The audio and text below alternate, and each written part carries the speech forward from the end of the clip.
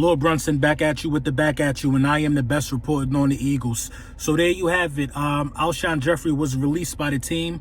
Well, he wasn't released, I'm sorry. He will be released by the team on the day that the new football season year starts in March. His days are pretty much numbered as being tied to the organization. And honestly, I liked Alshon. I really did like Alshon. This is my thing, though. I feel like it's a huge slap in the face for it to be happening right now. You know what I'm saying? Alshon had an up and down time after the Super Bowl as a Philadelphia Eagle in terms of what he thought about Carson Wentz and how the two just meshed on the field at times. I saw a lot of half-stepping by Alshon Jeffrey, quite frankly. I think Alshon Jeffrey's body language was that of a guy who didn't want to be on the field when Carson Wentz was throwing the ball to him. I got that sense from Alshon a lot, and it just was confirmed during a couple games that he was able to play with Jalen Hurts because he was out there, doing, being a teammate. You know what I mean? He was out there running hard, catching touchdowns. He was out there doing everything he could do in his power. A guy like that is a guy that you can afford to release because you want a wide receiver of his stature. You know what I mean? He had a certain stature when he came from Chicago. Make no mistake about that. You want a guy of his stature and a guy of his capability to be able to go out there and give 100% no matter who's the quarterback. Now, with Deshaun Jackson and Alshon Jeffrey being released this offseason, this lets me know that the Philadelphia Eagles are going to be in the hunt for some type of wide receiver via the 6th pick with this draft. Hopefully, if you're going to get one of the best guys in the draft, or you can go after guys like Josh Reynolds as a free agent from the Los Angeles Rams. I like Josh Reynolds. He played in a pretty crowded backfield over there with who was over there with Josh Reynolds? Cooper Kupp.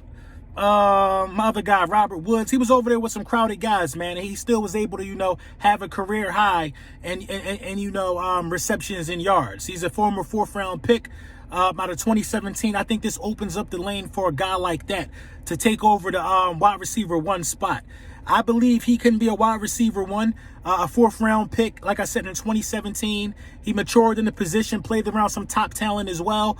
Was he around? Yeah, I think he played with those guys in the Super Bowl as well too. He's very underrated, man. Underrated, undervalued. I like the idea of Reynolds. You know what I mean? If you're not going to go the route of somebody like Reynolds, you could look at some of those Clemson wide receivers that I talked about earlier. You could look at the Cooper kid. No, Amari. You could look at Amari Rodgers. I'm sorry. What was the other kid's name? It's right on the tip of my tongue. But those are some ballers out there in that came from Clemson out of this wide receiver pool. This wide receiver pool is deeper than you thought. It's deeper than you thought. But you're going to have the guys that take the top off of the draft and the guys that, are going to go in the top early rounds of the draft. That's always in every year. But there's always a diamond in the rough to be found. And sometimes it's not easy to find a diamond in the rough.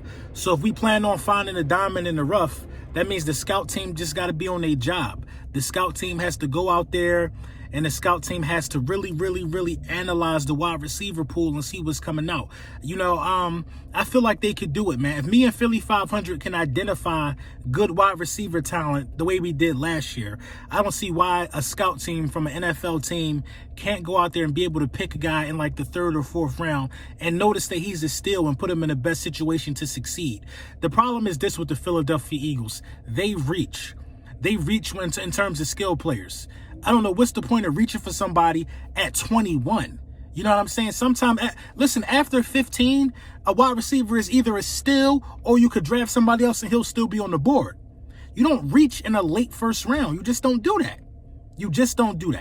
You know what I mean? And we got to be better about that as Philadelphia Eagles, man, because listen, I get the huge sense that a veteran who can play for a contender like a Darius Slay, like a Fletcher Cox, like a Brandon Graham, like a Lane Johnson. I get a serious sense that the Philadelphia Eagles are about to start letting go of jerseys. And what I mean by letting go of jerseys is this. They about to start letting go of some of the people who names y'all got on the back of y'all jerseys, some star players. This feels more and more like a rebuild. We already knew Deshaun and Alshon were going to go. Now Carson Wentz is gone. You know what I'm saying? Like I said, to recap, it feels like a slap in the face that that Alshon Jeffrey is gone now when he probably should have been gone. You know what I mean? To ease some of the tension in the locker room and to help out the situation with Carson Wentz.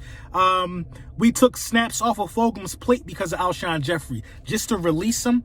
You know what I'm saying? It's just a lot of backwards movement that the Philadelphia Eagles have engaged in, and I think we could be better than this as an organization. Let me know what you guys think in the comments, man. Who do you think is the next superstar to be traded by the Philadelphia Eagles? Because we got some guys that we can get some value for if we're really serious about, a rebuild. It's just a shame that, Slay's name is being thrown around, being as though we wanted a guy like him and we finally got him. Now it's a little too late. But let me know what y'all think in the comments, man.